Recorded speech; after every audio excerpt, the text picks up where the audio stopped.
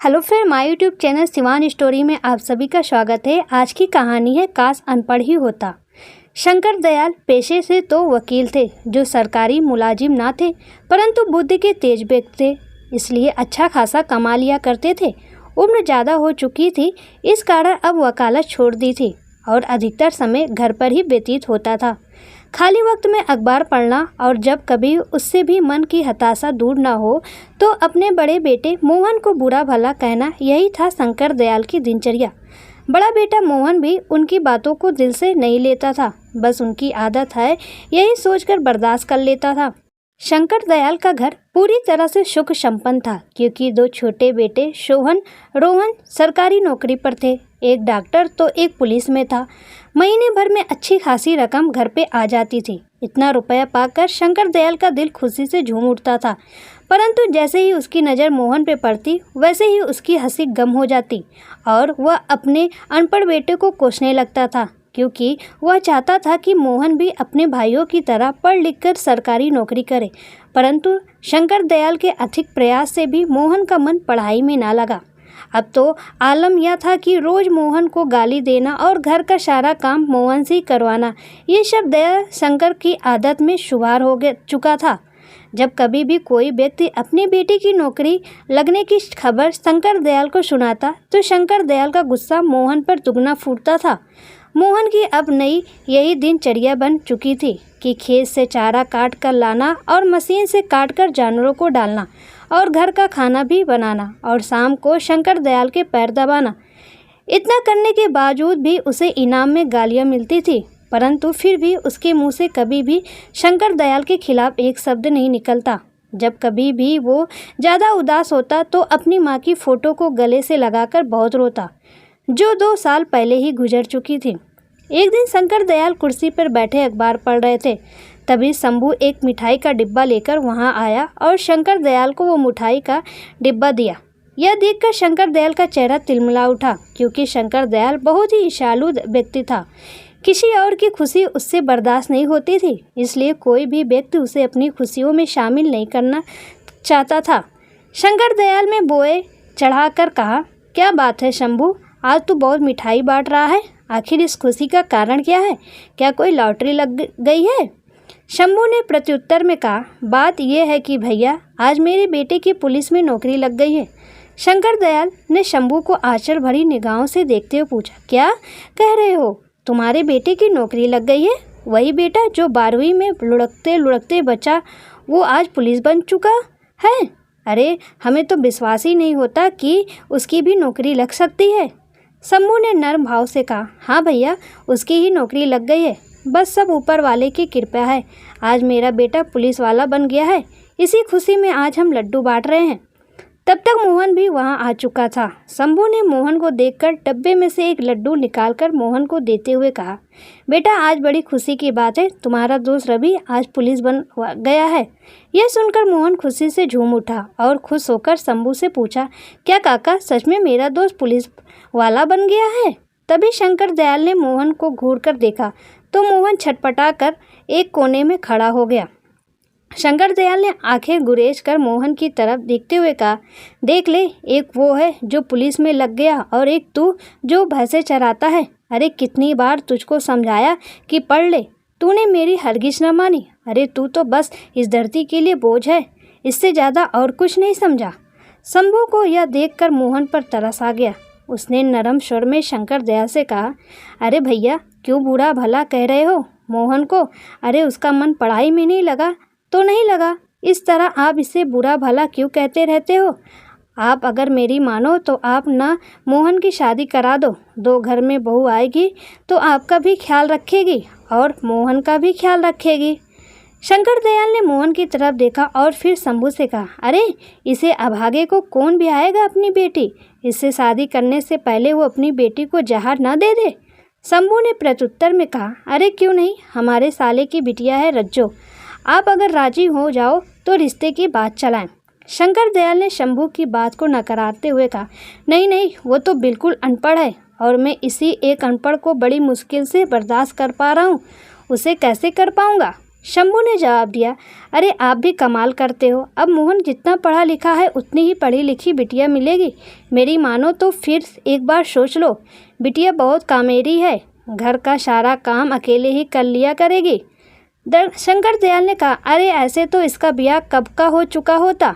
अरे हम अपने घर में अनपढ़ लोगों को तो बिल्कुल भी बर्दाश्त नहीं कर पाएंगे। और तुम इसकी चिंता छोड़ो, ये तो है ही धरती का बोझ, पड़ा पड़ा खाता रहता। कभी तो हमें लगता है काश ये हुआ ही ना होता तो मेरे दिल को बड़ी तसल्ली मिल जाती।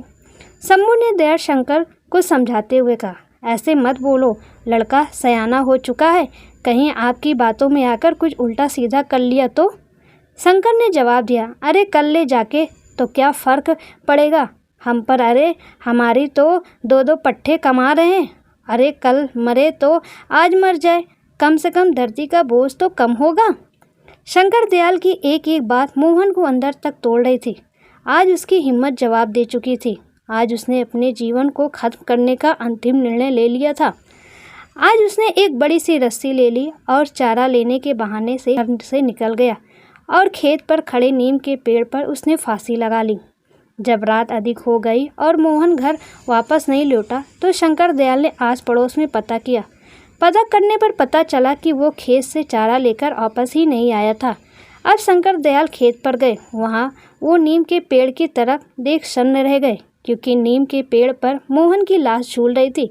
गांव के लोगों की भीड़ एकत्रित हो गई और वहाँ उपस्थित लोगों ने मोहन की लाश को नीम के पेड़ से उतारा और उसकी क्रियाकर्म, परंतु इतना कुछ होने के बावजूद शंकर दयाल पर इसका कोई प्रभाव नहीं पड़ा।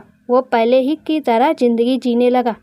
वक्त धीरे धीरे गुजरता गया। अब उसके दोनों बेटों की शादी हो चुकी थी। जो बेटा डॉक्टर था उसकी पत्नी भी डॉक्टर, और जो बेटा पुलिस में था उसकी पत्नी पुलिस वाली। समय के साथ साथ शंकर दयाल की उम्र काफ़ी ढल चुकी थी। उसके हाथ पैर उसका साथ नहीं देते। कोई भी काम करने पर उसकी हाफी फूल जाती। बड़े बेटे ने शहर में एक अस्पताल खोल लिया और दोनों मियाँ बीवी शहर में रहने लगे। कुछ दिनों बाद छोटे बेटे को भी पोस्टिंग दूसरे शहर में हो गई तो उसने अपनी बीवी को भी पोस्टिंग उसी शहर में करवा ली। अब दोनों ही मियाँ बीवी जाने की तैयारी में जुट गए। तभी शंकर दयाल वहाँ आकर करके अपने छोटे बेटे रोहन से कहा, बेटा, बड़े बेटे और बहू तो हमें छोड़कर चले गए, अब तुम लोग भी जा रहे हो। अब हम अकेले यहाँ कैसे रहेंगे? बेटा ऐसे करो, हमें भी अपने साथ लेते चलो। रोहन ने प्रत्युत्तर में कहा, बाबू आप जानते तो हैं शहर का वास्ता है, अभी लोग खुद किराए पर रह रहे हैं और आपको कैसे रखेंगे? वैसे भी बापू हमारे पास ये इतना बड़ा घर, इसे किसके हवाले छोड़कर जाएंगे? शंकर दयाल ने निवेदन किया, बेटा इतने बड़े घर में मैं अकेला रहकर क्या करूँगा? अरे मुझसे तो कुछ किया भी नहीं जाता है, मेरी देखभाल कौन करेगा?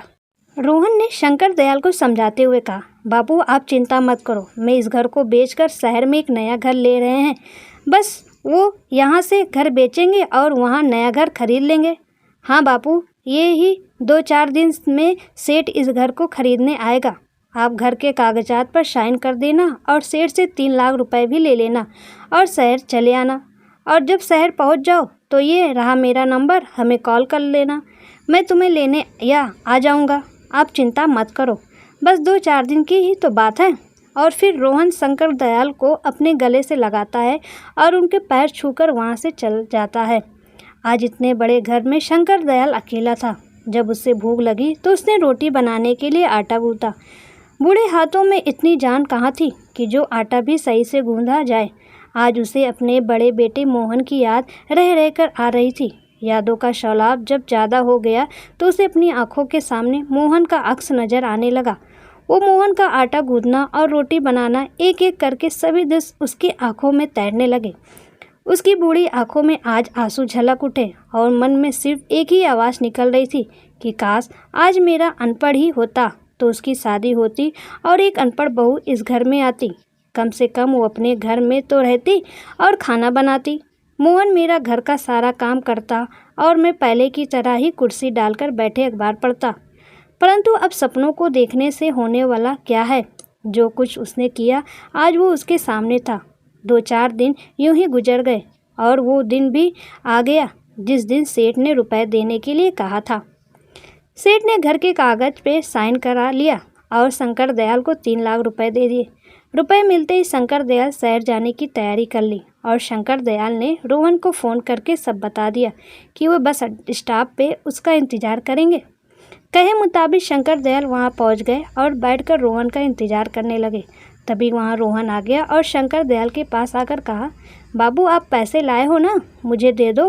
वो जो मैंने नया घर खरीदा है उसका मालिक अभी रुपए मांग रहा है।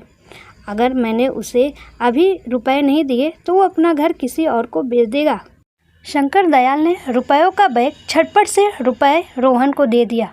रोहन ने रुपए लेकर शंकर दयाल से कहा, बापू आप यहीं बैठो, मैं सेठ को अभी रुपए देकर आता हूँ। और रोहन अपने बापू को वहीं बिठाकर रुपए लेकर वहाँ से चला गया और शंकर दयाल वहीं बैठकर उसका इंतज़ार करने लगे।